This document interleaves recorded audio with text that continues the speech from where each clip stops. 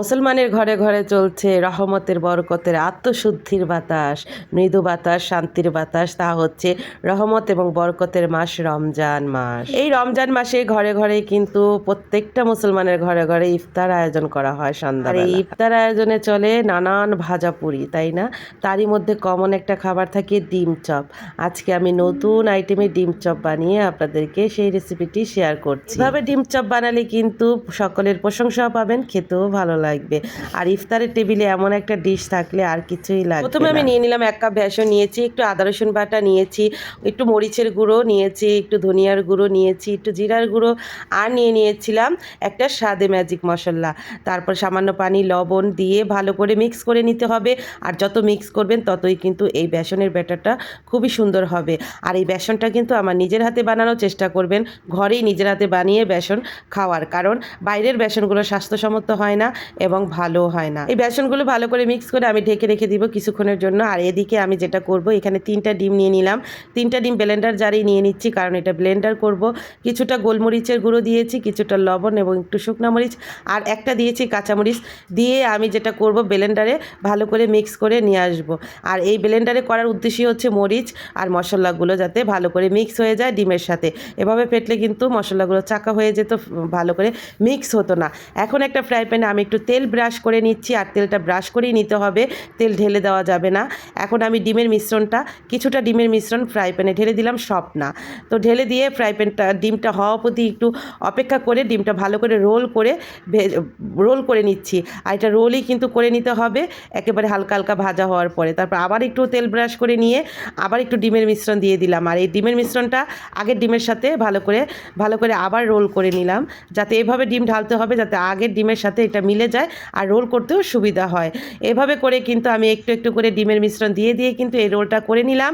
আর এভাবেই করে নেবেন, এভাবে করলে কিন্তু খুব সুবিধা হয়।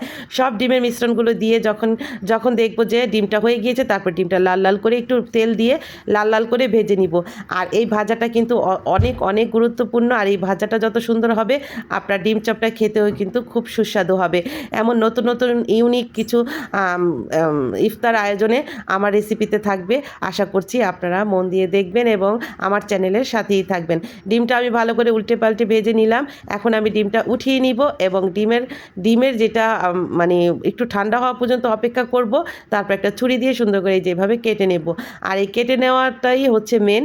সুন্দর করে কেটে নিলে দেখেন লেয়ার লেয়ার ডিমগুলো এইভাবে ছোট ছোট করে টুকরো করে নিয়েছি। এখন আমি বেসনের যে গোলাটা তৈরি করে রেস্টে রেখেছিলাম, সেই গোলাটা বের করে আবার কিছুক্ষণ ফেটে নেব। আর এই বেসনটা যত ফাটবেন ততই কিন্তু ফেটে নেবেন, ততই কিন্তু আপনার বেসনের গোলাটা পারফেক্ট হবে।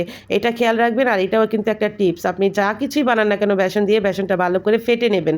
যত ফেটে নেবেন ততই কিন্তু বেসনটা সুন্দর হবে।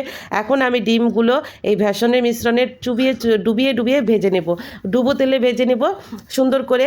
একটার পর একটা লেয়ার দিব, সুন্দর করে বেসনে নিব আর ভেজে নেব। ডিম চপ তো আমরা অনেকেই সিদ্ধ করে অনেকভাবেই করে খাই। এভাবে ডিম চপ করে খেয়ে দেখবেন, কেউ বুঝতেই পারবে না এটা ডিম চপ নাকি, কিন্তু স্বাদ এবং ঘ্রাণ এটা অতুলনীয় মজাদার। এই ডিমের চপটা কিন্তু বানিয়ে নিতে পারেন ইফতার আয়োজনের টেবিলে যদি এমন একটা ডিশ রাখেন, তাহলে সবাই অবাক হয়ে যাবে যে এটা কি ডিম চপ, আর সবার মুখরোচক একটা খাবারও হয়ে যাবে।